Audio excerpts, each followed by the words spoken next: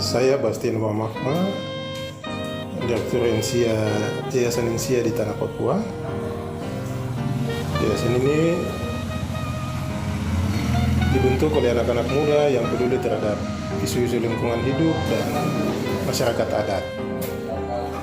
Didirikan pada tanggal 23 Juni 2017 dan dengan maksud untuk mengadvokasi isu-isu lingkungan, tapi juga hak-hak masyarakat adat.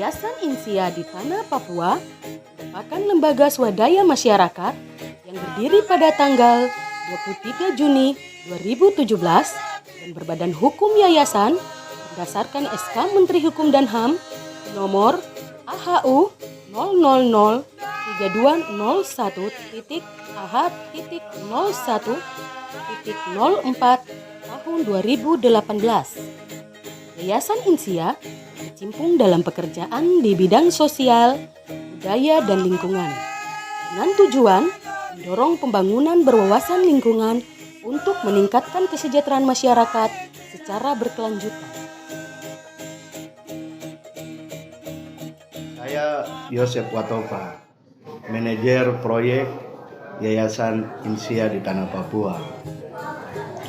Yayasan Insia ini bergerak di bidang lingkungan hidup, juga bergerak di bidang hak-hak masyarakat adat, khususnya pendampingan untuk pengembangan ekonomi dan juga pemetaan hak-hak masyarakat adat di Tanah Papua. Insia itu nama Latinnya kayu besi. Nah, biasa kita di Papua kenal jenis kayu besi atau kayu merbau toh. Ada nama Latin itu Insia. Itulah yayasan kami, Yayasan Insia. Kami di Insia Papua ini punya fokus kerja itu di satu kawasan Suaka Marga Satwa yang cukup besar di Tanah Papua, kawasan konservasi dengan status Suaka Marga Satwa, yaitu Mambramo Foja. Luas kawasan konservasi itu 1,7 juta hektar.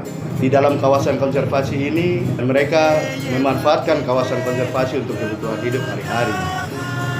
Tapi juga dalam kawasan konservasi ini, dalam pengelolaannya, itu keberadaan masyarakat dalam kawasan konservasi sebenarnya secara prinsip dalam undang-undang itu melanggar, karena masyarakat tidak boleh hidup di dalam kawasan konservasi. Tetapi dalam penetapannya itu sudah ditetapkan dan masyarakat adat sudah lebih ada duluan sebelum kawasan ini ditetapkan. Sehingga kami Yayasan Insia bekerja untuk menjembatani keberadaan masyarakat adat yang ada dalam kawasan konservasi dan juga bagaimana mengelola kawasan konservasi sehingga tidak ada benturan antara masyarakat adat dan juga pengelola kawasan konservasi. Kegiatan-kegiatan yang dilakukan itu, Insia mempunyai pendekatan.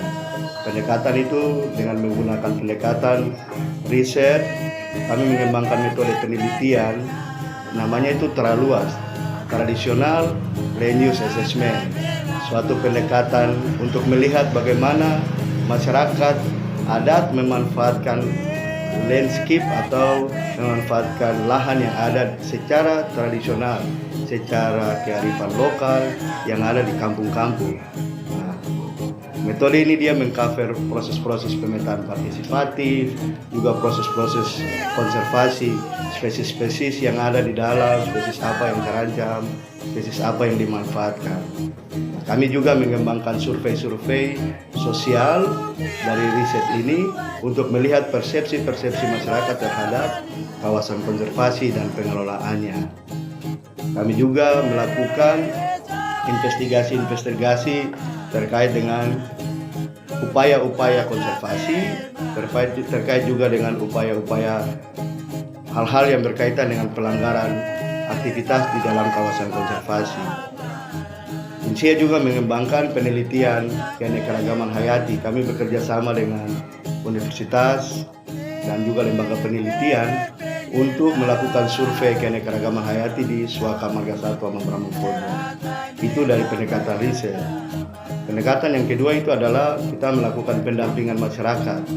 Pendampingan masyarakat ini untuk mengembangkan ekonomi masyarakat, bagaimana memanfaatkan komoditas lokal yang ada di Membramo. Kami juga membangun jaringan pasar. INSIA mendampingi 10 kampung untuk pengembangan kakao atau coklat. Ya, hari ini masyarakat sudah bisa menjual coklatnya ke Jayapura, ada pasar yang terhubung. INSIA sudah menghubungkan dan masyarakat setidaknya sudah bisa dapat uang dari coklat yang didampingi oleh INSIA. Ada hal yang paling penting lagi itu kami juga membentuk asosiasi petani coklat di Membramo. Ini kegiatan pendampingan dilakukan agar masyarakat di dalam kawasan bisa memiliki nilai ekonomi dari kawasan konservasi. Pendekatan yang ketiga itu kami juga melakukan advokasi. Advokasi ini adalah kami ingin untuk pengelolaan kawasan konservasi SM Membramo Foja itu lebih optimal. Hari ini kawasan itu dia ada di dalam lintasan 11 kabupaten dan sudah ada masyarakat di dalam. Dan ini adalah dua hal yang sudah bertolak belakang, sehingga kami ingin pengelolaan kawasan konservasi yang lebih baik lagi dengan model taman nasional. Sehingga INSIA melakukan kajian-kajian yang berhubungan dengan usulan perubahan status. Kami bekerja sama dengan Universitas Papua, kami bekerja sama juga dengan Balai Besar Konservasi Sumber Daya Alam. Kami bekerja sama dengan 11 kabupaten yang wilayahnya masuk di dalam Suaka Marga Satwa untuk mendorong agar status atau fungsi Suaka Marga Satwa yang tadinya dia adalah status kunci, dia paling tidak bisa dikelola dengan sistem zona. Jadi ada ruang yang untuk pembangunan atau zona untuk pembangunan, zona untuk masyarakat adat, tapi juga ada zona inti untuk perlindungan habitat dan spesies. Itu yang advokasi. Selain itu kami juga di luar kawasan konservasi kami bekerja di satu kawasan hutan produksi di daerah sebelah barat Membramo berkaitan dengan kawasannya hutan produksi, yaitu kawasan hutan produksi konversi yang bekas ditinggal oleh perusahaan Membramo Has Mandiri, dan kami mencoba untuk mendampingi masyarakat dengan penguatan ekonomi untuk pengembangan kakao. Tapi juga kami melakukan pemetaan hak-hak ulayat masyarakat yang ada di kawasan itu. Ini berhubungan dengan rencana investasi yang akan masuk di dalam kawasan hutan produksi konversi itu. Kami melakukan penguatan masyarakat. Mereka memiliki peta hak-hak ulayat, peta marga. Mereka tahu ketika ada perusahaan masuk, konsesi perusahaan dengan wilayah adat mereka, dengan marga mereka, tanah mereka tinggal sisa berapa. Ini membangun kesadaran kolektif dari masyarakat sehingga mereka dengan sendirinya apakah mau menerima perusahaan, apakah tidak, membangun kesadaran terhadap tanah mereka, hak ulayat mereka, dan dampak terhadap hutan dan generasi yang akan datang.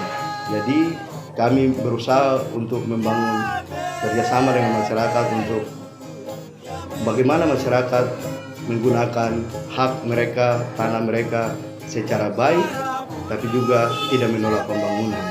Nah, itu yang kami coba kembangkan untuk kawasan di luar Suaka Marga Satwa Membramo Foja. 3 pendekatan yang kami lakukan: riset, pendampingan masyarakat, dan advokasi. Hai, saya Mary Payai, manajer keuangan di Yayasan INSIA di Tanah Papua. Hai, saya Mia Watopa, saya kasir di Yayasan INSIA di Tanah Papua. Hai, saya Dewi Wandiwai, saya posisinya bookkeeper di Yayasan Insia di Tanah Papua. Saya Maria Yeni, saya bekerja sebagai administrasi di Yayasan Insia di Tanah Papua. Hai, saya Andiwa Magma, staf Komde dari Yayasan Insia di Tanah Papua. Kasih. Hai, saya Ricardo Spiran, saya staf pengembangan masyarakat Yayasan Insia di Tanah Papua. Hai, saya Beni Lamandei, Koordinator Divisi Pengembangan Masyarakat Yayasan Insia di Tanah Papua. Halo, saya Gottlieb Korwa, saya Koordinator Divisi Riset pada Yayasan Insia di Tanah Papua. Halo, saya Delisius Natalis Kelok, biasa dipanggil Nato. Saya sehari-hari sebagai staf JIS Officer dan perencana hutan di Yayasan Insia di Tanah Papua. Saya Cecilia, saya staf advokasi di Yayasan Insia Tanah Papua. Saya Clara Caroline Bonai, biasa disapa Clara. Saya staf advokasi Yayasan Insia di Tanah Papua. Nama saya Nafli, saya koordinator divisi advokasi pada Yayasan Insia di Tanah Papua. Hai, nama saya Rifali Lopati, saya bekerja di Yayasan Insia di Tanah Papua. Saya bekerja di sini sebagai security sekaligus cleaning service. Terima kasih. Halo, nama saya Fajar. Saya sebagai GIS analis di Yayasan Insia. Dengan fasilitas dan teknologi pemadaman yang luar biasa, mari bersama kita sukseskan Taman Nasional Mambramo Koja.